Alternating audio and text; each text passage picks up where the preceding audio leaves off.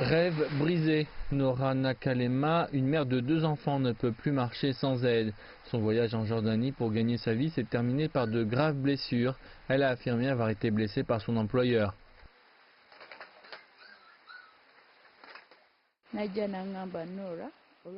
Il m'a dit, Nora, tu vas mourir aujourd'hui.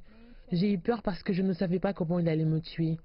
Quand je me tenais sur le balcon, il m'a soulevé avant de me jeter par-dessus le balcon au 2e étage. Je suis tombée en position assise et j'ai été blessée au dos.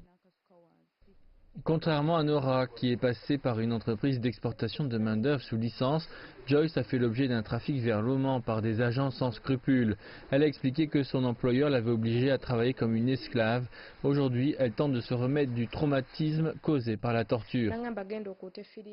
Mon employeur m'a dit que je devais nettoyer le frigo, mais elle avait trafiqué la prise et j'ai été électrocutée. Elle est ensuite venue vérifier si j'étais morte. Joyce a été vendue à 3 reprises aux enchères sur le marché aux esclaves d'Oman pour compléter son contrat de 2 ans. D'après la police ougandaise, plus de 50 filles sont victimes quotidiennement de trafic vers l'étranger. La majorité des entreprises ne suivent pas les personnes qu'elles ont recrutées pour l'emploi à l'étranger. Ces entreprises expliquent que leurs contrats prennent fin lorsque l'emploi a été trouvé. Mais ceci laisse les employés à la merci de leurs employeurs. Les députés sont en train d'amender la loi actuelle pour combler les écarts. Il y a une situation de la traite de personnes ici. Nous voulons que l'ensemble des cartels soient répertoriés, notamment ceux qui pensent qu'ils ne sont juste que des transporteurs, alors que leurs installations sont utilisées pour détenir ces personnes avant qu'elles ne soient victimes d'un trafic, ou pendant qu'elles le sont, avant d'être réparties entre différentes personnes qui prétendent être des employeurs.